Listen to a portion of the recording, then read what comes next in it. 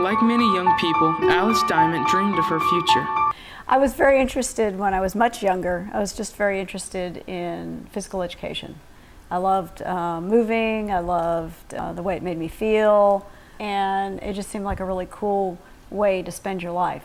To follow her dream, she pursued higher education. I trained as a physical education teacher, although I never taught, and I did graduate work in exercise physiology. I did everything except my dissertation in a PhD in exercise physiology. But a very different job offer from USAA, a financial services company, changed Alice's path in a huge way. She ended up on that detour for 30 years and retired as the president of USAA's Alliance Services Company. In retirement, Alice started looking to fill her days with new activities. I joined Iron House, the fitness center, and started working out there, and I loved it so much. I loved the people there. Then I heard the gym was for sale, and I thought, whoa, I need to look into this. It's a beautiful gym. The equipment is well maintained, beautifully maintained, in fact. And most of all, the people here. I just love the people in this community. From the moment Alice found out the gym was for sale, the dreams of her youth returned full force. And afterwards, she decided to buy the gym. There are more and more what people call Encore Careers. So they retire from one and they still have lots to give and lots that they want to do. So I guess I'm probably having an encore career. We followed her for the first 4 months of her new adventure, and what we learned was a basic recipe for business success. These are the lessons that will stay with us high school students forever. What do people need? It's not like they need more things, but they need a way to make their lives better. And that's what the fitness and the wellness industry can do. It can help people. It's just a broader group of people who are seeking to do more with their lives and feel better about themselves and be able to enjoy their families more. They're very, very supportive, and I wouldn't do this if I didn't have that support from them. And first of all is my husband, Pete Pfeiffer. He's the rock, the one that's back there for me and making sure that I can do all these things that I'm working on and doing and attempting to do. And he's a very big part of it. If I didn't have that, then there'd be no way that I'd be able to move forward with this. A lot of the things that I was sensing that seemed sort of intuitive to me, people were like, yeah, that's exactly right. Yeah, that's what you need to do. Go for it. We agree. And they're seeing the same potential that I see.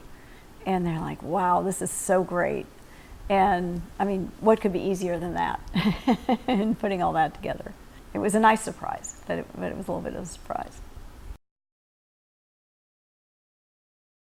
I can't begin to tell you how many things there are to deal with. Strategic planning to making sure that the toilets work is, you got to figure out, what do I do when, and where do I put my energies? That's probably the hardest thing.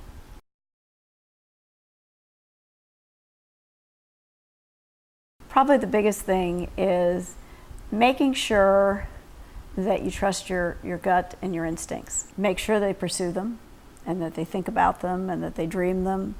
Just so long as you're always learning and you're always listening and you're always curious. If you do those things, then I think you have huge chance of being able to realize your dreams. The basic mission of helping somebody with their health and their well-being and their fitness by ensuring that they make it a regular part of their lives and something they do on a regular, even daily basis. I've seen people who have lost literally over 100 pounds and have changed their whole outlook on life. It creates new confidence in people, in their abilities. And it's not so much the fitness center per se, the building. It's the whole experience and the community of people that are there. I, at one time, weighed about 220 pounds. I had a little bout with cancer, and decided that I wanted to be around for a little bit longer for my kids. And fitness is always, I think, going to continue to be part of my life as long as I can do it. I like having something that's this close, right here in a small town. I think with it being right here, I'd be able to use it a whole lot easier because it's in my commute and opens early and stays open late. So I think it'd be good because fitness is so important, I think, to a community that really, we haven't seen a whole lot of this in the last 10, 15 years. And for them to be involved is exciting for me to see them want to do things right here in our community. Today, Alice's gym, now named Fitwell, is proving to be on a path for success. The membership has grown, the number of employees has increased, and the place is a busy, bright, and positive environment where you can feel the energy on a daily basis. And Alice is happy, fulfilling her dream that had been put on hold for 30 years.